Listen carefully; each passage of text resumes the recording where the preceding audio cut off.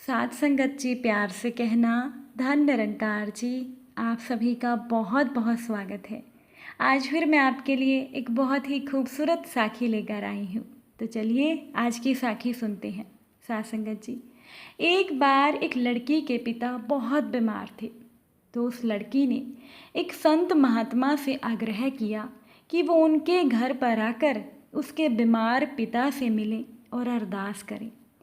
बेटी ने ये भी बताया कि उसके बुजुर्ग पिता अपने बिस्तर से उठ भी नहीं सकते। साथ संगत जी, जब वो संत उनके घर पर आए तो उस लड़की के पिता अपने पलंग पर दो तकियों पर सिर रखकर लेटे हुए थे और एक खाली कुर्सी पलंग के साथ में पड़ी हुई थी। अब संत ने सोचा कि शायद मेरे आने की वजह से ये कुर्सी यहाँ पहले से ही रख दी गई है। संत ने उनसे कहा कि मुझे लगता है आप मेरी ही उम्मीद कर रहे थे, मेरा ही इंतज़ार कर रहे थे। तो पिता ने कहा कि नहीं महाराज, आप कौन हैं? संत ने अपना परिचय दिया और फिर कहा कि मुझे ये खाली कुर्सी देखकर लगा कि आपको मेरे आने का आभास था। तो उस लड़की के पिता ने कहा कि अच्छा ये बात है, खाली कुर्सी। अगर आपको बुरा ना लगे तो कृपया आप कमरे का दरवाज़ा बंद कर दीजिए।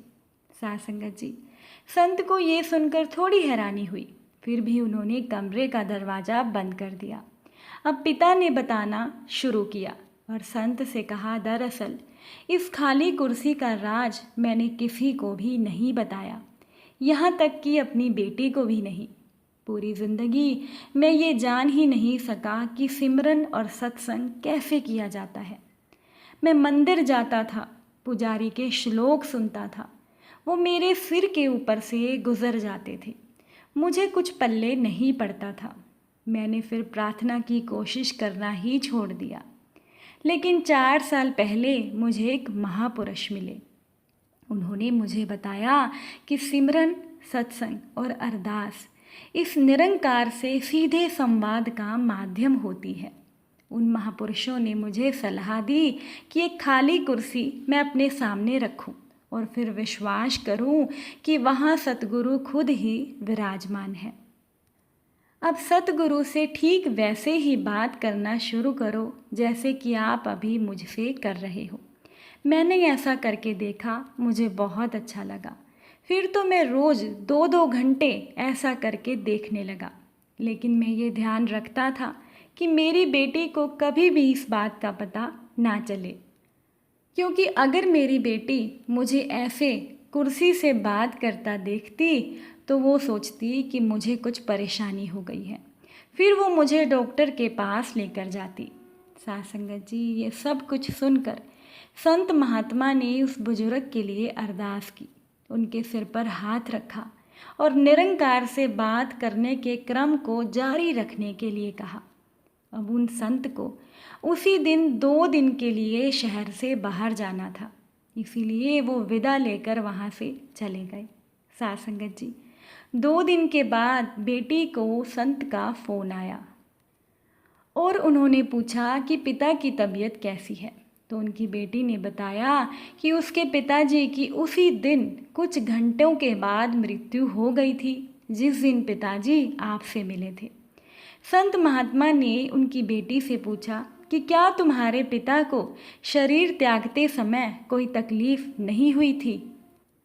बेटी ने जवाब दिया कि नहीं महाराज, मैं जब घर से काम पर जा रही थी तो पिताजी ने मुझे बुलाया, मेरा माथा प्यार से चूमा।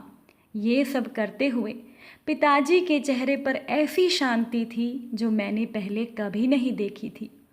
जब मैं वापस आई तो पिताजी की मृत्यु हो चुकी थी, लेकिन मैंने एक बहुत अजीब सी चीज़ देखी।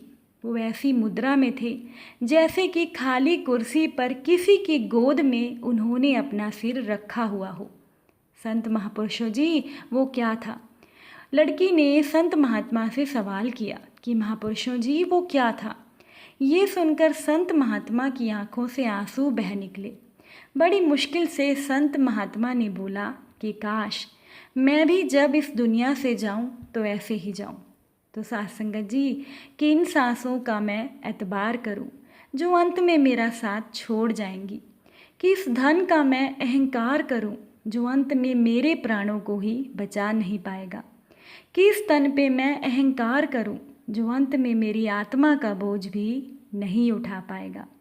साथ संगत जी, इस निरंकार की अदालत में वकालत नहीं होती और अगर सजा हो जाए तो जमानत नहीं होती। साथ संगत जी, प्यार से बोलिए धन निरंकार जी।